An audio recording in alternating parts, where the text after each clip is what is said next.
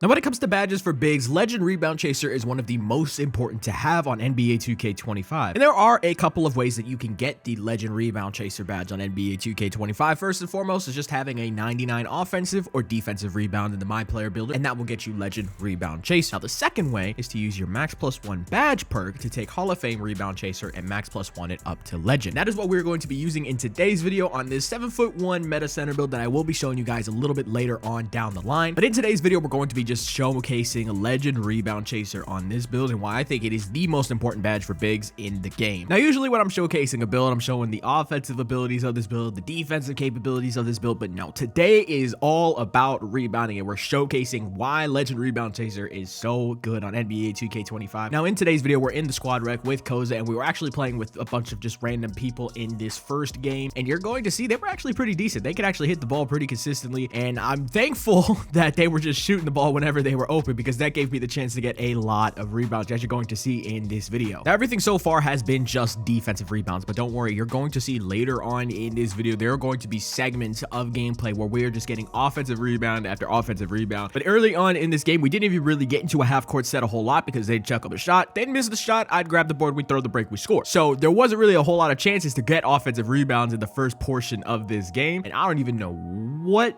catch animation that was right there. So that was insane, but he ends up making the shot, and the power forward was actually really good. I think he was actually on a footer, but he was shooting with the rhythm shooting, and he was super consistent with it. There's our first offensive rebound right there. We're gonna come out, D-Book's gonna catch, fire, shoot it, and he's gonna miss, but we just snag it right over the center, kick it right back out to CHASER. That's just been kind of my reset guy this entire time. Listen, you call it buddy ball, but I just call it trusting the guy that you played with for years. You feel what I'm saying? He's gonna chuck up another shot right here. We're gonna grab that offensive rebound once again. Four's down there with me. That's the other thing too I want to point out. I would have grabbed this board if I didn't know he was just gonna chuck it right there. That's the other thing too. We were playing with like another 6'11" footer build, and you're going to see I'm still grabbing pretty much every single rebound, even if he was down there. Now, to also give you guys a rough idea of what the attributes are looking like on this build when it comes to everything related to rebounding, on this build we do have a 7'1" build with a 7'10" wingspan, 96 offensive rebound with an 88 defensive rebound. When I eventually do hit starter 3 again, I'm going to get putting my cap breakers on O board and then the rest of it onto D board. So 3 on O board, 2 on D board. So we'll eventually have 99 offensive rebound with 90 defensive rebound. And then when it comes to the physicals on this build, we have like a 63, 62 speed with a 78 vertical. So as you can see right here, even though we're 7'1", we can still come out of nowhere, fly in the air, and grab that offensive rebound. And I'm not going to lie to you guys, and this is a little moment we could talk about this. I do think the 7'1s do have some viability in this year's game. The taller bigs are not as slow as they were last year. And not only that, but with the wingspan on the 7'1s, there's this situation where the 7-foot centers, the max wingspan is 7'8". But then for 7'1 centers, the max wingspan is 7'10". So just by going 1 inch taller, you get an extra 2 inches on your wingspan. And listen, man, you know me, every inch matters, okay? So, and that doesn't just talk about 2K, but every single inch matters, especially when it comes to your center builds, especially when it comes to rebounding. So I think when it comes to making builds that can really snag down low in the paint, 7'1s with the max wingspan are going to be the go-to. And I mean, you could just see it right here. We're just grabbing board after board after board, and I'm not having any issue down there. And a big thing too, when it comes to rebounding, obviously, boxing out matters more than like 90% of your ratings, okay? If you get the box, you're probably going to get the rebound in 90% of the time. There are going to be some instances that you have seen throughout this video already where if I don't have the box out, or if he doesn't box out, I could fly in, just snag it over him, and it's just not gonna matter. Now, it's getting to late part of the third quarter right here. We're about to hit the 2-minute portion of the third minute quarter, and we're already at 19 rebounds, which is actually pretty freaking insane right there. Gonna fire it to CHASER. He's wide open, he catches, fires, and that's gonna get me my takeover, which is the break igniter takeover, which has the Dishmaster takeover ability. There's our 20th rebound right there. Now,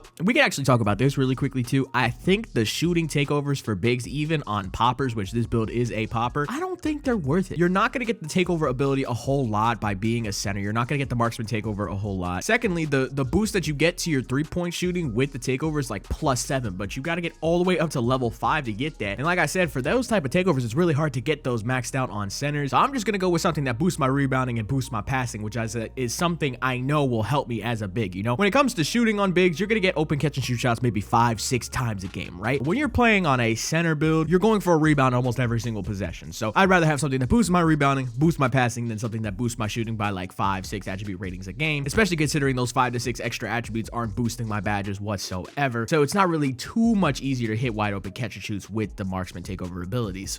And I know what you're thinking. Well, Joey, the glass gunner takeover allows you to boost your rebound rebounding and your shooting, which is true, and that is a very good takeover that most people use, but you gotta have a 75 three-pointer in order to get the glass gunner takeover, which means I gotta shrink my wingspan one more on this build. And again, I just don't know if shrinking my wingspan, going for that specific three-point rating for that specific takeover is just worth it. I think the Dishmaster takeover is really nice to have, and if you guys remember in last year's game on 2K24, every good center, especially for like Pro-Am teams, when they would get take, they were popping playmaking takeover every single time. Having the Dishmaster takeover ability, which is basically like a playmaking takeover, is just way more valuable to have. But as you can see right here, in the end of the first game, we had 30 rebounds, a lot of them offensive rebounds. We had 10 offensive rebounds. You can see that in the bottom right hand corner of the screen. And now we're gonna move on to game 2, where we were playing with a bunch of people that you probably will recognize. So now in this second game, we're running with a full 5. It's me, CHASER, JR, Tillhouse, and Wolf. Now if you guys don't know, Tillhouse is a content creator who used to do 2K but is now focusing on doing like Madden, college football. He puts out a bunch of really good content, so shout out to him. CHASER, you guys already know. JR is a little bit of a fun friend of ours. He also does YouTube on the side as well, but he usually only plays 2K for like the first couple of seasons, and then we won't see him for another 8-9 months. But now we also got Wolf on the team as well. And if you guys don't know who Wolf is, he's a former 2K League player, and he's also a person who works with 2K and whatnot.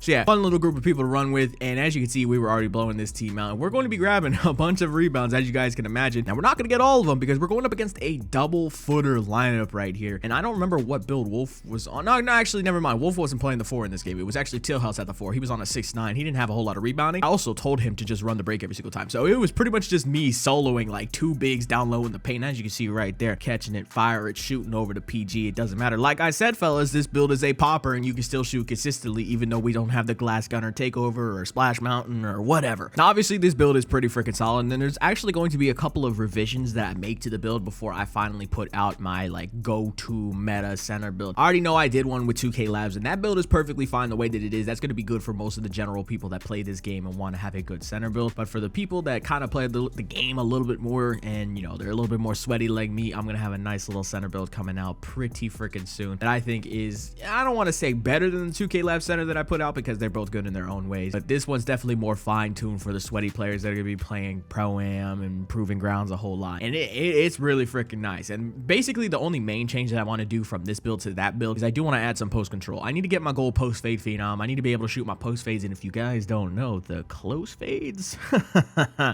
yeah, I don't know if they're going to be patched, but close fades are pretty freaking good. I mean, even without the close fades, which again, if you guys don't know what that is, you definitely want to check that out. Even without the close fades, post fades in general are just really good in this year's game. Like, you can still hit contested post fades from like 15, 16 feet out. So it's not even just that close fades are broken or whatnot. Post fades in general are just really good in this year's game, especially when you combine that with the right stick rhythm shooting. Now, I kind of threw a Stevie right there, to Travis Hunter, who was just in the lane ready to go to grab that steal. That was actually the only turnover I had this game. And if you guys are wondering, you're kind of like lurking in the top right, seeing what badges pop up. I do have Hall of Fame break starter on this build with a 93 pass accuracy. So sometimes if you make the wrong read, they're going to get that lane steal and it's going to be a turnover. But since I just brought up college football really quickly, just bringing up Travis Hunter, man, that boy Ryan Williams, that man Ryan Williams is a dog. I ain't gonna lie. But yeah, no. So we got 15 rebounds already this game. Now we're jumping to the 4th. This is not gonna be as impressive of a rebounding game as the last one was. But as you see right there, we're just snagging over the bigs. If they don't box, you have a really good chance of grabbing a board. And that's one big tip that I can give to every random rec big, okay? You're crashing for a rebound, make sure you secure a box out before you get ready to jump, man. Because if you don't secure a box, that's gonna give them a way higher likelihood of just jumping over you and grabbing the board. You gotta secure a box out. No box out secured makes it way easier to grab an offensive rebound. That's just how the game is. That's just how the game has been for the past couple of years. And that's why when I make builds with Silver Rebound Chaser and people are like, oh, they're gonna snag on you, whatnot, it's just like, bro, 90% of the rebounding battle is just making sure you actually secure a box out. Like, I could be on a build with Silver Rebound Chaser, and as long as I secure a box out, I'm gonna get that rebound 9 times out of 10. And as we are getting to the end of this game, and we are getting to the end of this video, you guys can see we're going to finish out this game with 22 rebounds. And I gotta say, Legend Rebound Chaser is definitely worth it. If you're making a center build that you want to have be really good on NBA 2K25, you need to have Rebound Chaser on at least Hall of Fame. And then if you can max +1, it's a legend. I recommend you do that. That's gonna be it for today's video. I hope you guys enjoyed this. And once again, this center build video will come out very, very soon after this video. But I'm out, man. Peace.